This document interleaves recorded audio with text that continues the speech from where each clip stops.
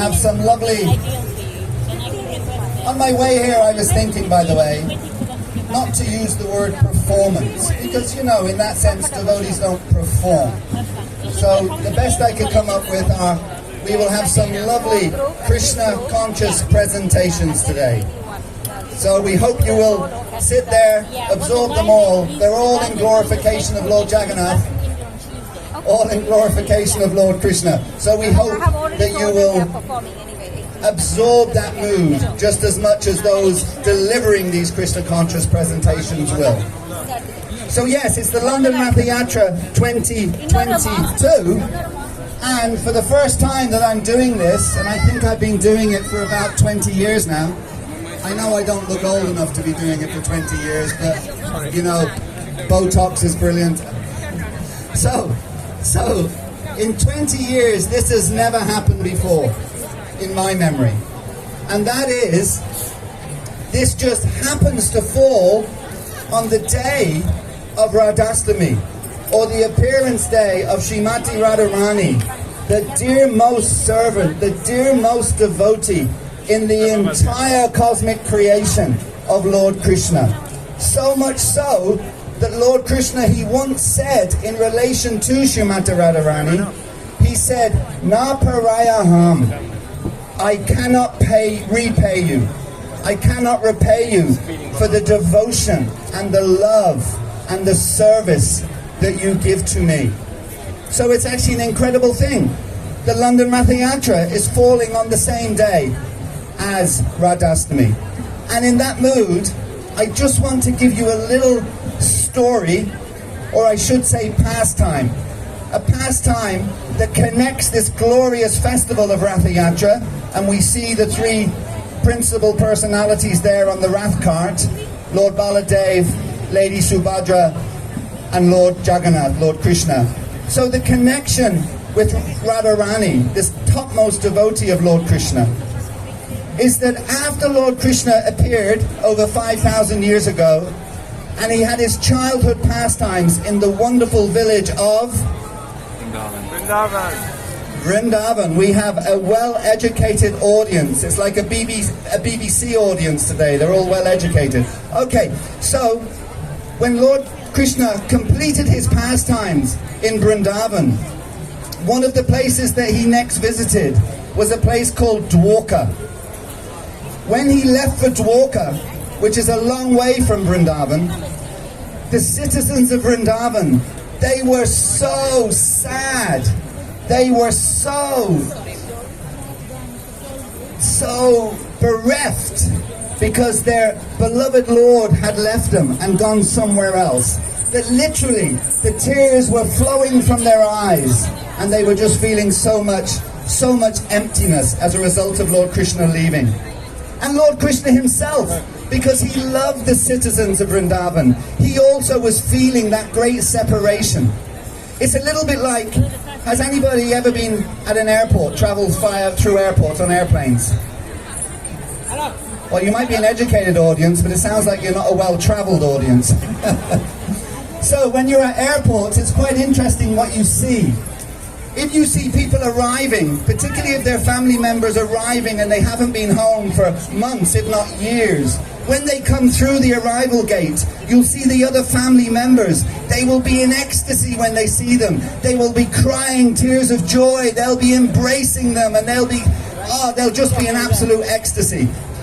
But then when you go to the airport, to the departures lounge, when they're leaving again after being home for a week, a month, or whatever it is, and they're leaving again for a long time, you'll see the people, they'll be crying again, but these will be tears of sadness. So this was the situation. It's called service in separation, Vipralambra.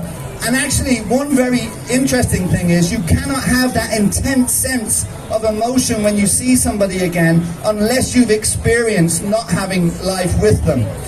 So Krishna went to Dwarka, and one time when he was in Dwarka, he was feeling this intense separation, so much so that he fainted and became unconscious.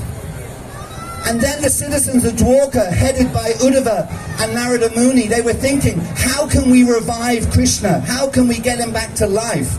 And they came up with the idea We'll get Narada Muni, who is a beautiful singer. We will, like Hari Bhakti and his team earlier, we will get Narada Muni to sing the glories of Vrindavan. And they said, great idea, that will revive Krishna. But then they said, just like many cures for many diseases, they can have side effects. So one side effect that they realized was, when Krishna wakes up and comes out of his fainting circumstance, he'll want to go to Vrindavan. And if he goes to Vrindavan, when he gets there, he will see the citizens still so bereft of loss of him that will put him in a more difficult situation. So we need to prepare for that. So then they decided that his sister, Subhadra, who you see here on the cart, she will go ahead of Krishna to Vrindavan so that she can tell the citizens of Vrindavan that Krishna's coming, and then their sad mood will turn to a joyous mood and they will welcome Krishna with open arms. And that was the plan. And then her brother heard, I can't let my sister travel all the way to Vrindavan from Dwarka on her own, so I am going to accompany her and look after her. And he said, I will go first and let Subhadra follow me. And then when Krishna wakes up after hearing Narada Muni sing the glories of Vrindavan, then Krishna can follow both of them. And that is why it's the order we see right now today. You have Lord Baladev or Lord Balaram's cart goes first, Lady Subhadra's cart goes second, and then Lord Krishna, Lord Jagannath's cart goes third. And that is where that pastime comes from. And just to finish that pastime, when Krishna eventually arrived in Vrindavan, when he eventually arrived, even though Radharani had been told that Krishna was coming, she didn't believe him. Or she didn't believe that story. And she was, once bitten, twice shy. Krishna had played many tricks on her before, so she wasn't believing it. So when Krishna arrived, Radharani was almost unconscious herself. She was like almost dead.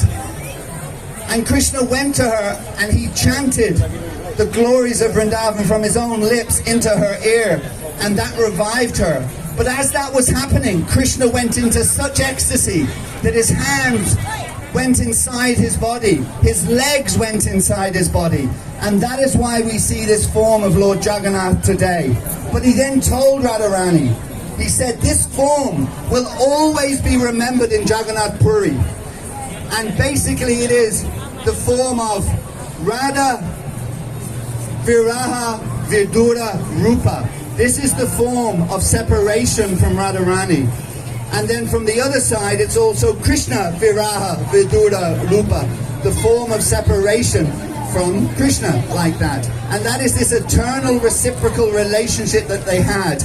And then, of course, just 530 years ago, not so long ago, when Henry VIII was living in Hampton Court, Lord Chaitanya had appeared in India. And of course, Lord Chaitanya is the combined incarnation of Radha and Krishna. So Lord Chaitanya is Radha and Krishna together. But of course, Lord Chaitanya went to Jagannath Puri and he participated in the Ratha Yatra there. So there you had Radha and Krishna combined, again meeting Lord Jagannath in Jagannath Puri. So what more auspicious day here in London to have our Ratha Yatra on than the appearance day of Srimati Radharani. So let's have a big Haribol. Lord Jagannath Ki Jai! Srimati Radharani Ki Jai!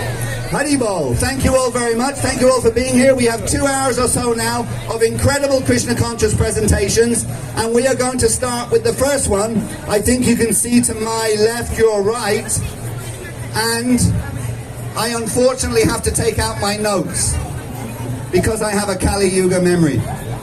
Kali Yuga. And nearly poke myself in the eye with my thing. Okay, here we go.